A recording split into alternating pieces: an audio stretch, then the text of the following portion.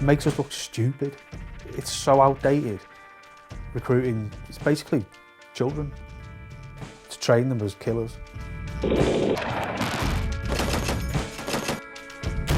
the travel, for the action, for adventure.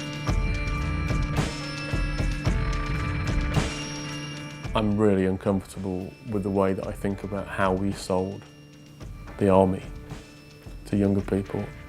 I feel like I was party to some fairly questionable stuff. For the places, for the people, for the laughs.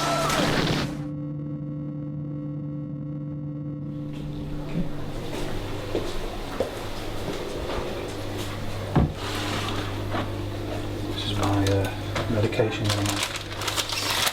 These are antidepressants and anti-anxiety pills for panic attacks, you know, brought on by PTSD. How long will you go on taking this medication for? For the rest of your life.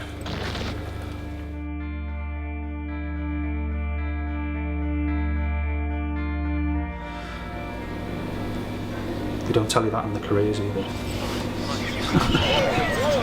Does your job get the best out of you? They sit you down in the recruitment office and give you brochures, you know, all the gumph about it.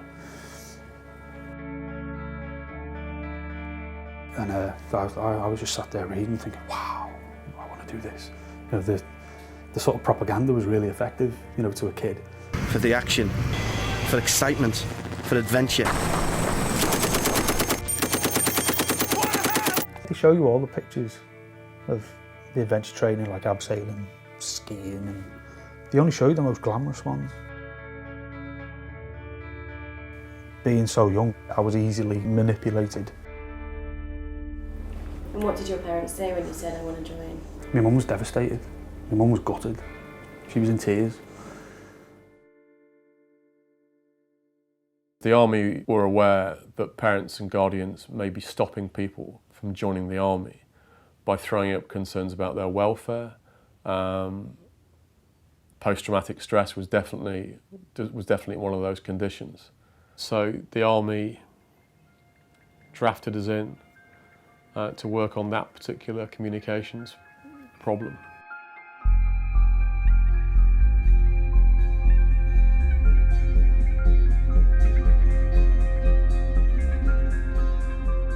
I just said, this is what I want to do.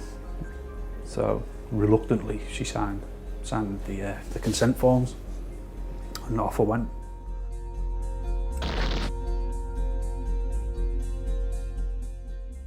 May '99, we got deployed to Kosovo.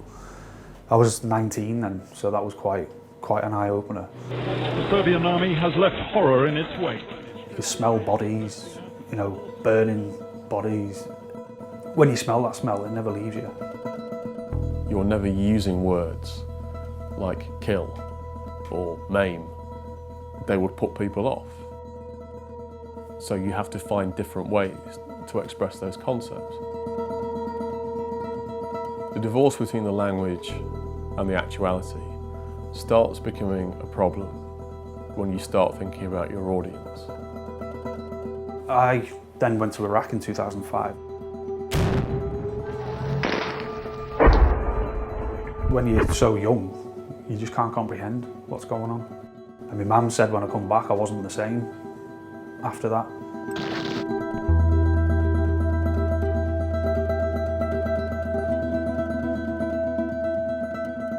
Just over 2006 it was we met, so yeah, 27. Yeah, I'd only been back from Iraq about 12 months, something like that. I was suffering with really bad nightmares, like night terrors, you know, about things I'd seen. He was having anxiety attacks, couldn't breathe properly. I was drinking bottles of vodka at a time. You know, as quick as I could, get leathered. For the fun, for the friendships, for the Friday nights. Trying to just get myself away from like the mental torture of PTSD. I left school and I went to work on the checkout. Beep, beep, beep. I didn't start growing until I joined the army. The most important part of this is learning a trade.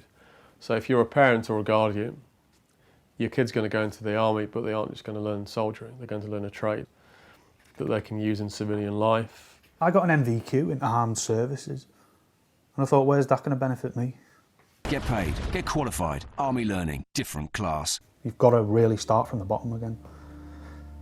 And when you've got no money or anything, you've got no money or pride, so it just spirals into depression.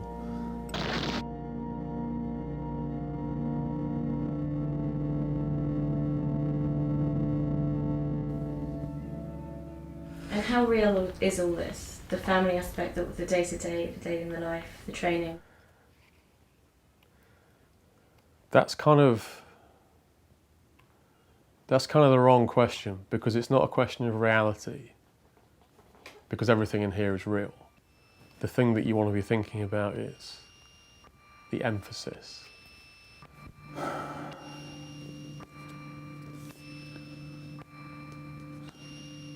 Doesn't show someone with the head blown off, does it?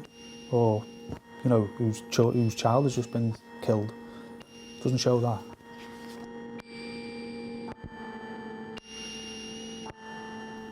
There is a positive emphasis placed throughout the whole of this. So they feel positive about the army. They feel positive about the army, how the army has helped them. They feel positive about the army training. They feel positive about learning a trade.